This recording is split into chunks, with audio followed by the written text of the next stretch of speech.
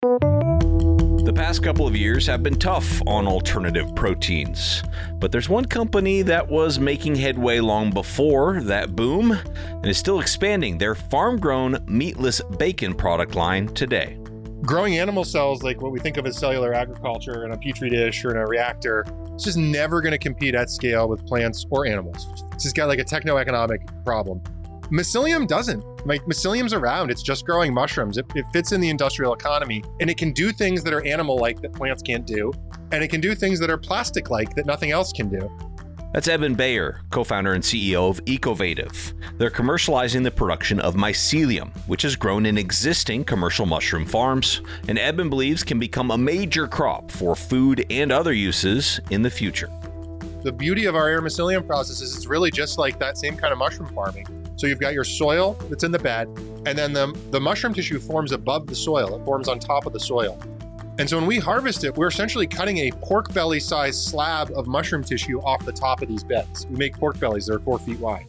And then we run them through pork slicers, and we just slice them just like it's a piece of pork.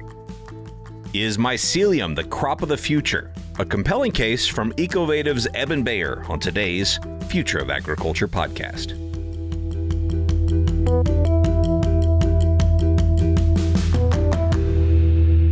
Hey, hello, fellow ag nerd. Thanks so much for joining me. My name is Tim Hamrich, and every week you and I get to hear from the founders, farmers, innovators, investors, the people shaping the future of the ag industry. And before we dive into today's interview with Eben Bayer, I'd like to take just a moment to recognize our quarterly presenting sponsor, which this quarter is Headstorm, engineering growth for the farms of tomorrow. Headstorm is a full-service technology consultancy with been there, done that knowledge and expertise in the ag industry. The team at Headstorm know which digital strategies work and which ones don't work based on the competitive landscape across broadacre, specialty, and animal ag industries. Headstorm provides a holistic and actionable technology roadmap that bridges the gap between strategy and implementation.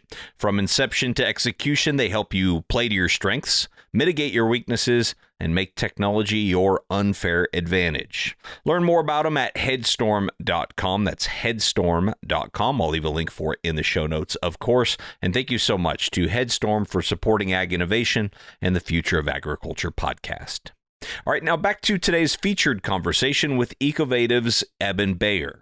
I have been meaning to do an episode or episodes on mushroom farming and mushroom technology for a long time, but the right story just never seemed to present itself at the right time. That is, until recently, when I got connected with Ecovative, and about the same time, I got in touch with the subject of next week's interview, which I won't give away yet.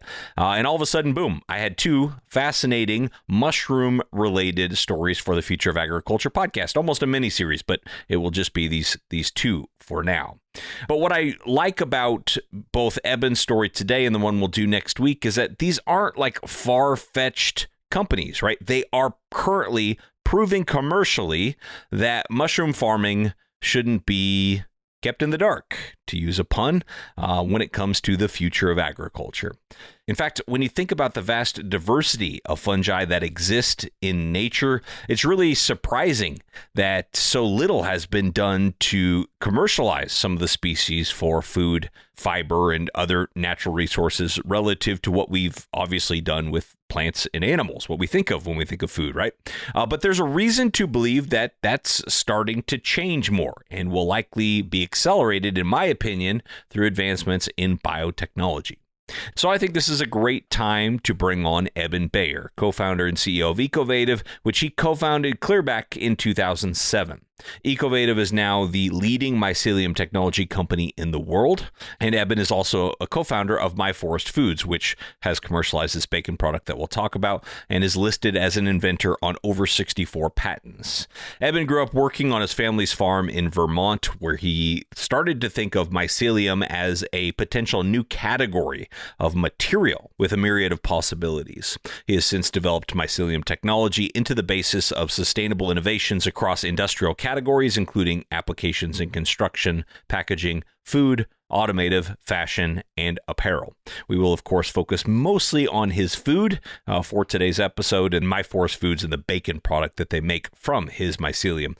But we will also get into a few of the other applications as well. First, I'm going to drop into the conversation here where Eben's talking about his background that ultimately led him into this work. My introduction to agriculture was when I was born on the floor of a Vermont farmhouse in central Vermont and started working with pigs and chickens and left that to do mechanical engineering. During that education, realized, boy, I actually really like biology. I think that chicken's pretty cool. I think what cows can do is actually kind of fantastic. Like, what else can we do with higher level biological systems? That brought me to Mycelium. That brought me to this kind of vision of growing materials, whole cloth, growing things like packaging and building insulation. And over the last few years, really focusing on how to do that at an industrial scale in existing farming infrastructure for higher value products. Really in a way to both, move agriculture, move the environment, and bring great new products to people's lives. And you defined mycelium as, the root structure of fungi, I guess, of mushrooms. What's different about growing a mushroom for the mycelium versus growing it for the actual mushroom material, as in other mushrooms? Well, you may not realize this, but there's quite a large infrastructure around growing mushrooms worldwide. There's sort of vertical farms that have been built, recently over hundreds of years and billions of pounds of installed capacity. And the mushroom industry is always focused on the fruiting body, the mushroom, if you will. But most of the life cycle of the mushroom is underground in this mycelial stage. And we've found that you can sort of unlock that mycelial stage in these same farms, not in the form of a mushroom, which is mushroom shaped, but just as a form of flesh, if you will, that forms in a very continuous, repeatable pattern. And that allows you to produce a lot more product in the same amount of space in a much shorter period of time, with many of the same properties you'd find in the mushroom. And Ecovative sells the spawn and the substrate to do this. Is it a totally different species of mushroom than what we might buy at the grocery store today? Yeah, just like in, say, industrial agriculture for plants, we end up with a couple major staple crops that sort of carry the day. Mushrooms are very similar, except there's really only one single mushroom we grow. Agaricus bisporus is the little white mushroom you buy at the supermarket. When it gets bigger, it turns into a portobello mushroom. Sort of all the same mushroom, though, that they're showing you at different growth phases. And essentially, we're going to these same farms, these large indoor farms that look like conveyor belts that are stacked up in big warehouses in the dark where they grow mushrooms. And we're changing the soil. So rather than manure, we're using wood chips or plant waste. And we are using a totally different species, delicious species you'd find in nature, people would forage for, that typically haven't been grown in industrial farms. And why is that? Why haven't they been grown before now? So the mushrooms we use are things like Pleurotus oestriatus or the oyster mushroom. And you'd find this if you went to the farmer's market. If you've got a really great supermarket near your house, you might still find this in the gourmet mushroom section. And these are delicious mushrooms. They're meat-like. If you go to a nice restaurant and you get a high-end meat substitute dish, they tend to use these gourmet mushrooms. They don't have a long shelf life. They take a long time to grow, and they're relatively expensive. And so while people really love them, it's sort of hard to get that meat-like experience in a product that's accessible for most people. And, meat-like makes a lot of sense because I think one of the main products that this is going to, it sounds like right now, is vegan bacon through your company, the MyForest Foods company. Can you talk about that and how MyForest Foods came along? The core insight for MyForest Foods was the intersection of this technical platform we were developing, Mycelium, which allows us to take many different mushroom strains from nature that have never been grown in this sort of existing infrastructure and express the mycelium in these big slabs of tissue. And then an insight about where the plant-based meat market was going, which was there's a lot of consumer demand to have a delicious meat-like products that maybe don't involve killing animals that might be healthier for them. But also, really consumers want to have a delicious product that's not weird and made from 1,000 ingredients and, ultimately just does the job of bacon or steak. And mushrooms are unique in that they're very animal flesh-like. They're closer to animals than plants are.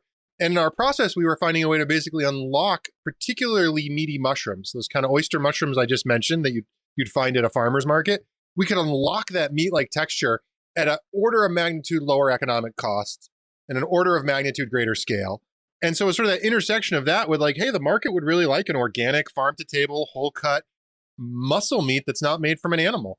and mushrooms run right down the middle of that aisle. And that's where we kind of started to focus. Yeah, and this is maybe the first story where I've actually had to pause and think like, okay, what is the difference between cell-grown meat and farmed meat? Because what you're doing is farming, but it has a lot of similarities to, cellular agriculture as well. How do you think about that? How do you kind of differentiate that? I think it's really sitting at that intersection. And like the critical part of our story is on the economic side, one of our investors says this is like, it's just growing mushrooms, right? Like people have done this for a long time. Capital needs are really low. It's really well understood at scale. And we haven't fundamentally changed that paradigm. But at the same time, what we're doing is super high tech. We're doing like high throughput screen straining. We're figuring out how to like use AI to tightly control the environmental conditions in these farms. And it is cellular manufacturing. These air mycelium cells grow micron layers at a time, like a giant 3D printer in the farm, and it produces these unbelievable textures. So it really is the fusion of like super sci-fi and conventional agriculture. But chickens are the same thing. You're just used to seeing a chicken, but like what a chicken does is really kind of unbelievable too. Yeah, I'd heard or read somewhere you talking about how, the crops that we know so well are by default kind of animals and plants. But there's this whole other, kingdom that could be the crop of the future. And I think it's a compelling way of framing that up. I think it's, the main reason, obviously, we're used to crops and animals is because that's all we've been around, but also because it's very easy to visualize the scale which it takes to actually produce, a crop with a bunch of calories or a lot of animals. What's the scale look like for Mycelium? Give us a sense of like how much bacon can be generated on a farm. So the farm we made in upstate New York produces about 1 million pounds of bacon a year. It's about 3 million pounds of Mycelium. That's a lot of bacon. Bacon's about $18 a pound in the supermarket. That would be for like organic, hormone-free, kind of like half the bacon sold is sort of that kind of claim set. That's a significantly higher value crop than a mushroom farm might typically make. Mushrooms are typically sold for less than $1 a pound in the consumer market. And so that kind of gives you a sense of the sort of value you can upgrade. Now that's of course at the supermarket, right? So what someone pays as a consumer, but gives you a sense of the sort of spread of value upgrade that's available in this farming infrastructure, like basically an order of magnitude. Mm-hmm. And your goal is to not only manufacture this yourself, but to work with existing mushroom farmers to produce the raw material for this. Is that right? That's our primary objective. We did it ourselves to demonstrate it was possible and to have total accountability in the scale-up process. So, if anything goes wrong, we can point it ourselves and fix it, which we did. And now we're working with farmers in 2 other countries. We're working with white crust mushrooms in Canada. We're working with a grower in the Netherlands for our leather product. Our vision is to convert these existing farms, bring higher value crops to these farmers, bring them a second crop. They've never had a second crop, billions of pounds of installed capacity, never had a second crop, and really like create value for everyone, create wins for them with a better crop, create wins for the environment with a crop that's actually really great for the environment, creates clean water, clean air, clean soil, and bacon. Like that's awesome. And make a lot of money for us so we can scale this up at the maximum rate. Mm-hmm. And on the farm side, for those of us who are not mushroom farmers, as I said, you sell the spawn and substrate. Help us visualize that if we've never been to a mushroom farm. So mushroom farms sound a lot like farms and actually are. They're sort of like giant indoor vertical warehouses where you have these beds that might be 4 feet wide, 100 feet long. They're stacked up with spaces in between them so you can pick mushrooms. They get filled up with soil and are planted with seeds. That's called spawn. And then after about 6 weeks, mushrooms pop out and people literally go in these rooms with headlamps and they pick all the mushrooms. We sell a different seed. So we put a different type of Mycelium cells literally on a seed, like a piece of grain. Those seeds get planted in these rooms the same way. And we specify a different soil, which is essentially wood chips, or it could be chopped up crop waste, which is a cellulosic soil. And then the seeds we've developed grow on this cellulosic soil. They grow really fast. They grow in like 10 days. Typical mushrooms take about 4 or 5 weeks to grow. And then they produce not individual mushrooms, but just this continuous 2-inch thick, 4 foot wide, if it's a 100-foot long bed, 100-foot long slab of mushroom tissue. And you can slice it up and make bacon. If you use a different strain, you can slice it out and make long hides of leather. And so the farm essentially needs to have the infrastructure, whatever the building is and the trays, and then you kind of provide the rest. Exactly. They've got these big trays, big buildings. They're used to bringing in soil, manure, and seeds for the agaricus mushroom. And we bring in a different type of soil for them, wood chips typically, and you plant a different seed and you get a much higher value crop. We also, you can plant the seeds, but the controls are very different too. It's sort of like a third form of mushroom we found. You've got Mycelium, which is underground. You got mushrooms that are above ground. We do this like weird in between thing we call air mycelium. And we do upgrade the control systems. We've done a lot of work on sort of this knife's edge control point that really coaxes this third thing out of the mushroom. I've got a few different directions I want to go. I'm kind of debating a little bit on which way to go, but let's kind of stay on this track here of farming the mycelium. To me, I can picture a mushroom farm that farms, mushrooms for food, just kind of cutting off the caps and selling them. It seems a little bit more difficult to kind of tease out the mycelium from the cellulosic substrate that it's in. Is that a labor-intensive process? Thank you for asking that question. The beauty of our air mycelium process is it's really just like that same kind of mushroom farming. So you've got your soil that's in the bed, and then the mushroom tissue forms above the soil. It forms on top of the soil.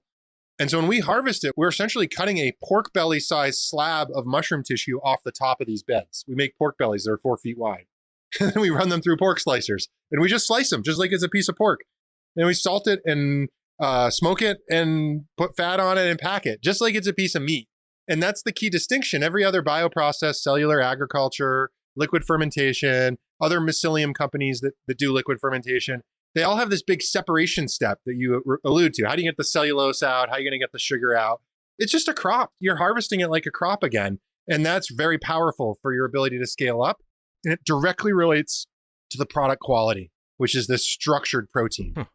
It's amazing. And obviously you must love the taste of it, because you're a big believer. What have you done to sort of validate that people find this to be an acceptable option when comparing it versus bacon? So I'm a really big believer in letting the consumer tell you what's what. So we launched this product early. We launched it in a single store, the Honest Weight Food Co-op in our hometown, Albany, New York. We've been there for like 3 years now.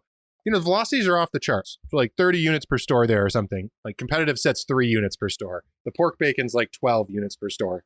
It's 3 years later. Sure, it's our home market, but people just like the product. It's just delicious. We're in Whole Foods now. We're in 57 Whole Foods. We'll be expanding more there. We just launched there a couple weeks ago.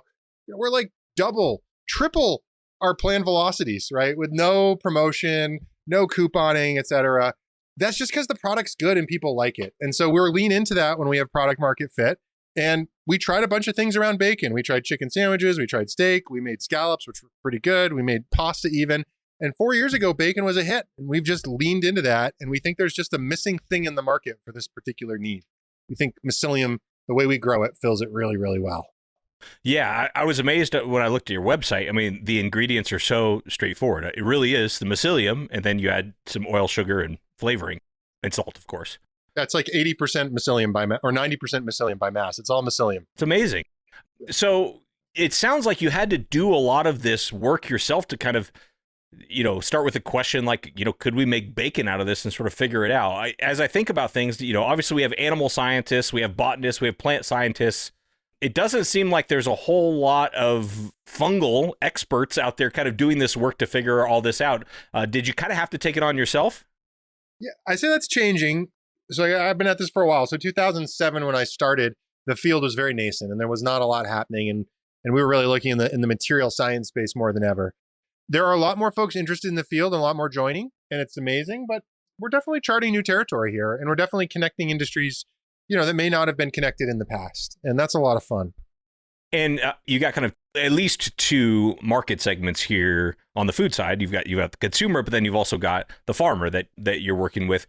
What is the current kind of landscape of the mushroom industry when it comes to the farmer side?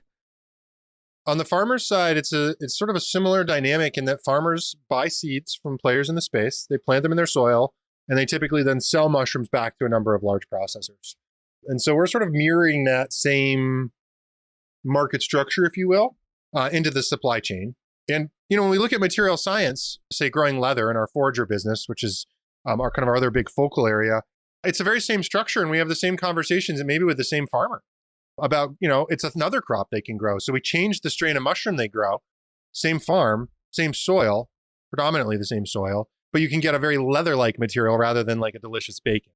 And that's powerful for us from a supply chain perspective. It's also, again, powerful for the farmer. Let's talk about the material space for a little bit, because that seems like a really interesting application that I'm sure, is still a part of what you all do there. But you kind of pivoted a little bit into food, or maybe a lot, you tell me. But what are some of the headwinds associated with kind of materials application of this work?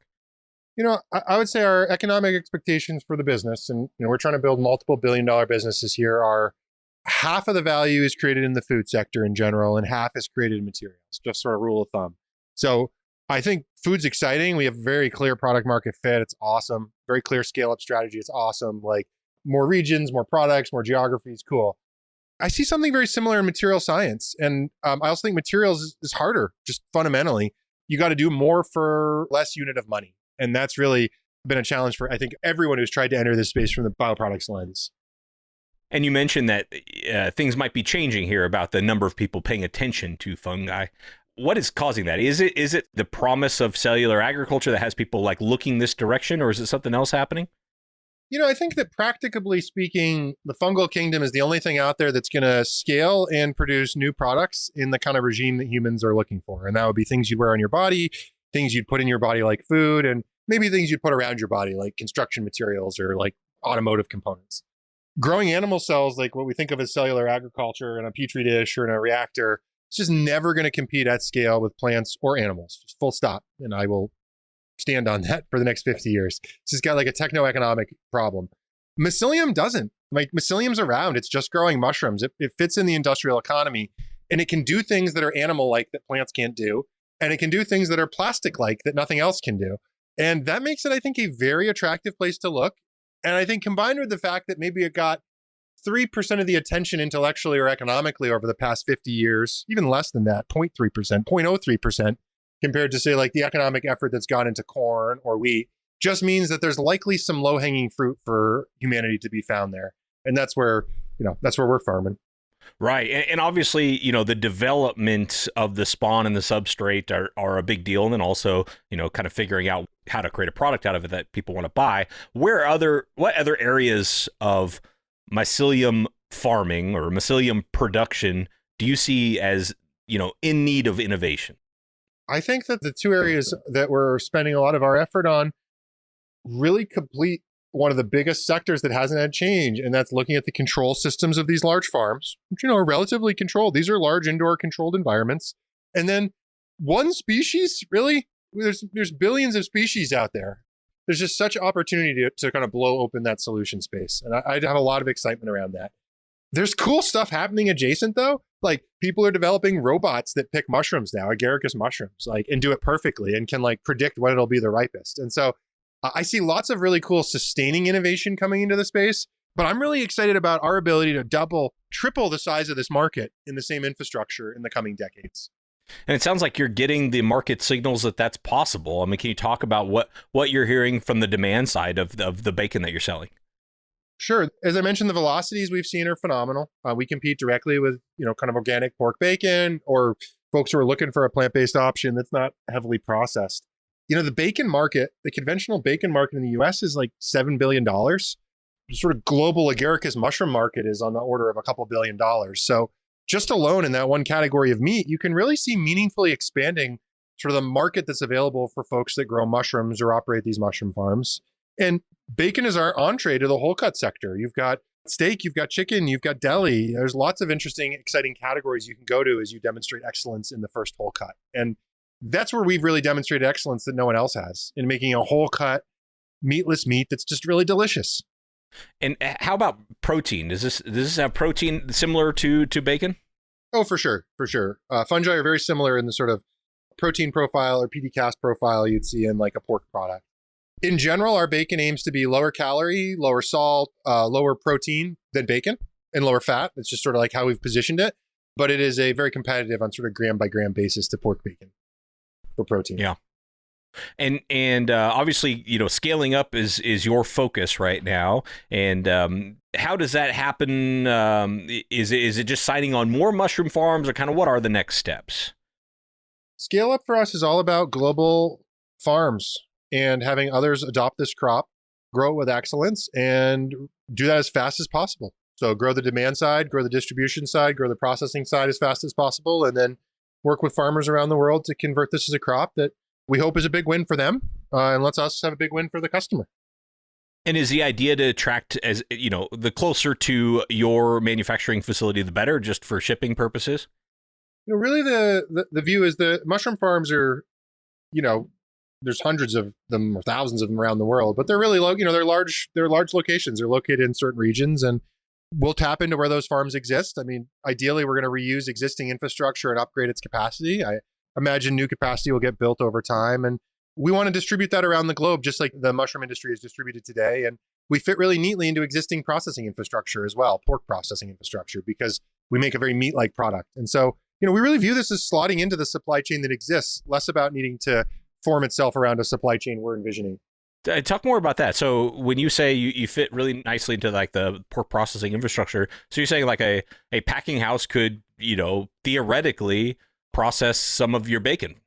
Absolutely. The insight that makes this kind of work is kind of basic. It's like we're growing a slab of meat. It's made out of mushrooms. You can pick it up and like slam it on the table like you would like a side of beef, right? Well, that means you don't have a lot of separation costs. That means you can put it through a pork slicer, right? That means you could put it in a pack real easy. Like there's no separation step. Just like, when you harvest an animal, the slaughter is a relatively simple step of disaggregating fully formed components. No other bioprocess we do is like that. They're all about squishing stuff together, like powders and stuff, into weird Frankenfood. My mind is sort of racing here. And the crude question that's sort of on my mind is like something effective like, why isn't this bigger? Well, why? I mean, yeah, that's okay. Because we're not doing a good enough job. Well, no, it's certainly not. It's certainly not that implication at all. It's like, all right. So first of all, I'm sure there's been some technological advancements in the last decade that have enabled some of this. You mentioned artificial intelligence earlier. We could talk about that and what other sort of enabling technologies are out there. But also, for the amount of hype that cell ag got in its heyday, of course, that's sort of waned here lately. This seems like a much more rational and sober approach to doing the same thing. Tim, I appreciate you saying that. I would love to be evaluated on that basis in the coming years by just having a company that produces profits, scales, and does good in the world through it being a great approach. And I firmly believe this is one of those things, and there are things like that in the world around biology we can do. And we're trying really hard to demonstrate that. And, it's hard to know why something gets hyped, why something doesn't. There's a huge path dependency around it. But I think it's clear to say that hype has no correlation to actual results. And I think this thing makes a lot of sense. And I think that's why we're continuing to succeed, even as the hype has sort of turned into probably like anti-hype, I guess. Yeah. And is there a pressure or a need to try to avoid being positioned as just a vegan substitute, or is that actually where the opportunity is? Fundamentally, we have a board member I really appreciated has helped me get a little smarter in the food space, Gary Hirschberg. He started Stonyfield. And he just always reminds me that it's really just like making a product that gets the last 6 inches. That's from the fork to the person's mouth. All we're doing, right? That's what's most important, that we're really delighting people. And I know we delight people who haven't eaten pork in 20 years. Like I can hear that all the time. And I'm particularly tickled when we delight people who eat bacon and eat this, and eat both of them. And I think we're going to just completely continue to win in the market of people who don't eat pork and are looking for a bacon solution. And I know we're winning in the market of people who like pork and like this. And I'm happy to just keep winning both of those spaces and growing a great product that solves people's, solves your bacon needs. Yeah. And could you speak a little bit to the efficiencies gained here? I think we can intuitively know some of them, but producing protein from mycelium versus producing it from animals, what are some of the clear sort of efficiencies gained? Yeah, pound per pound, you're at a tenth of the carbon easily, right? Pound of beef or a pound of pork compared to the mycelium. You've got a far radically better water profile in terms of the gallons of water required to grow mycelium versus pork. And then, of course, there's like ethical considerations around the raising of pigs. Like, do they have enough space? And maybe they're pretty sentient. And then also things around effluent and runoff. And so whether it's caloric efficiency, ethics, CO2 emissions, water usage, like it's just a better way to have a bacon experience in the end. And again, start with the experience. The experience is good. And then you can work backwards to how we did it. But, you kind of knock it out of the park on those metrics, and you'd expect us to, and we should. But none of that matters if the experience at the end ain't very good. That's where we stay focused. And you are one of the only people who could speak to this question, which is because you know how difficult it has been to bring the product to the market that enables this basically growing bacon. Where do you see as other opportunities to develop the genetics to create other, fungal derived food products? So one of the coolest things that I see ahead of us is, we haven't actually done anything on genetics. We haven't even really done any breeding or strain programs. We went out into nature 4 or 5 years ago. We climbed around on trees. We selected oyster mushrooms that looked tasty. We brought them back. We tried 5 or 6 mushrooms. We found one that was a great winner for food. Done a little work on that sort of strain in terms of sort of its progeny, but like, that's it. That's what we're running with, and it works well. We're screening 50 strains right now in the Foundry for a material science program, and we'll screen another 50. We've built high throughput screening for it, and we just started with what we found. And I'm so excited to see what else we will find in the coming years in the food space, in the material space. And I kind of feel like it's cheating, because you can go hiking in the woods and you can look at a mushroom on a tree and tap on it, feel it, and there's a good chance, those properties will carry forth into the air mycelium process. And that's a cool way to find prototypes. Interesting. Well, I can't help but thinking about, and you correct me if it's not the way this is, but it seems like you've been at this a long time, way before it was cool, and then you kind of saw this cell ag wave just kind of come and crash. And I'm sure for a time you were sort of looked at it as sort of one of those guys, and probably for a time that wasn't such a bad thing. And now you're sort of in this period where you're explaining where you fit or where this fits. Is that accurate? Maybe talk about that. Sure. I've lived through like a couple hype curves so far, and the last one was clearly a hype curve. We took advantage of that. We raised a fair amount of capital during that period. We invested it to fully vertically integrate it. So I built this farm I described to you. Starts with silos full of wood chips on one end and ends with bacon, millions of dollars of bacon every year, right? That was done to show that this could be done at scale as a new crop. And I don't think we could ever build that again. It's hard to imagine a capital environment that would allow us to build that base where we were in 2020. But it means for 2024 and 2025 and beyond, we have a super low CapEx, super high demand way of scaling this product. And, that was very much driven by being aware of the cycles. And this current cycle we're in kind of sucks, but like, we know where we're headed, which is, EBITDA positive and scaling. And we've tried to be aware of those and kind of, it's good when you're in them, and you got to be aware when they're ending and not treat them like reality. Reality is creating you a great piece of bacon or a nice leather jacket. Does the Mycelium bacon, does it sizzle when you fry it? Oh yeah, absolutely. And the aroma is quite compelling. Part of the experience I think of bacon is the Sunday morning experience with a cast iron pan and throwing it in the griddle. Really worked really hard to capture that essence. And I think doing it that way is the best way to experience the product. Evan, I really enjoyed this interview. Thank you very much. I find this stuff fascinating, and your enthusiasm is infectious, and it just makes too much sense. So thank you for this. Anything else we should make sure we cover? First of all, where can people buy this bacon? So if you're on the Eastern Seaboard, get out to Whole Foods. You'll find it in your local retailer. If you go to myforestfoods.com, there's a retailer locator with your zip code. We are in a lot of other independent natural retailers. And if you're in the middle of the country or Western Seaboard, just wait a couple more months. We hope to see you this year. And appreciate you taking the time. Appreciate everyone listening.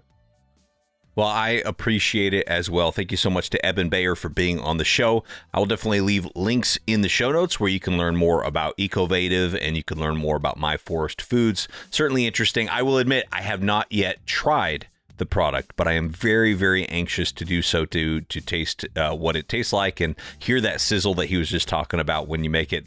I just think that is super fascinating. Just the idea of growing bacon, right, without all the rest, I think is super fascinating in and of itself. And of course, the fact that it's farming just like mushroom farmers have been doing for years and years and years is also very, very interesting to me. So thanks again to Eben. Thanks as well to our quarterly presenting sponsor, Headstorm. Learn more about them at headstorm.com. Last but never least, thank you for your time and your attention. I do not take it lightly. I'll be back next week with another mushroom story of ag innovation.